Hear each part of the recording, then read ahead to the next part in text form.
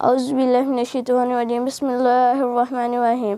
زبر کی آواز آدھی آواز، زیر کی آواز آدھی آواز، پیش کی آواز آدھی آواز، زبر کے ساتھ الف لگ جائے پوری آواز، زیر کے ساتھ یا لگ جائے پوری آواز، پیش کے ساتھ واو لگ جائے پوری آواز۔ نون ساکن کا 3 قاعدے: اظہار، اخفا، ادغام۔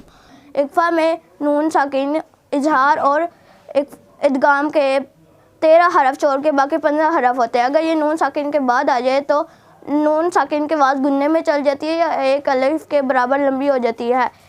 ادغام نون ساکن کی آواز کو پورا یا آدھا بند کر دیتا ہے۔ ادغام کے 6 حرف ہیں: یا، را، میم، لام، واو، نون، یعنی یرملون۔ ادغام کی 2 قسمیں ہیں: ادغام تام، ادغام ناقص۔ ادغام تام میں نون ساکن کی آواز پوری بند ہو جاتی ہے۔ ادغام تام میں 2 حرف ہوتے ہیں: لام، یا۔ نون ساکن کے بعد آ جائے تو اسے ادغام تام کہتے ہیں۔ ادغام ناقص میں نون ساکن کی آواز آدھی بند ہو جاتی ہے: یا، میم، واو، نون۔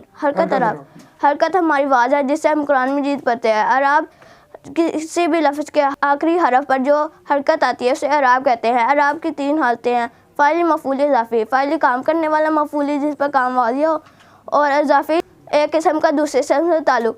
فاعلی کو اردو میں نے سے اور مفعولی کو کو سے پہچانا جاتا ہے۔ فاعلی کی پہچان 2 پیش 1 پیش، مفعولی کی پہچان 2 زبر 1 زبر، اضافی کی پہچان 2 زیر 1 زیر۔ اسم اور اقسام۔ اسم 2 طرح کے ہوتے ہیں: ذاتی، صفاتی۔ ذاتی وہ جس کا ڈھانچہ ہمارے دماغ میں آ جائے، صفاتی وہ جس کا ڈھانچہ ہمارے دماغ میں نہ آئے۔ اسم کی 2 اقسام ہیں: اسم نکرہ، اسم معرفہ۔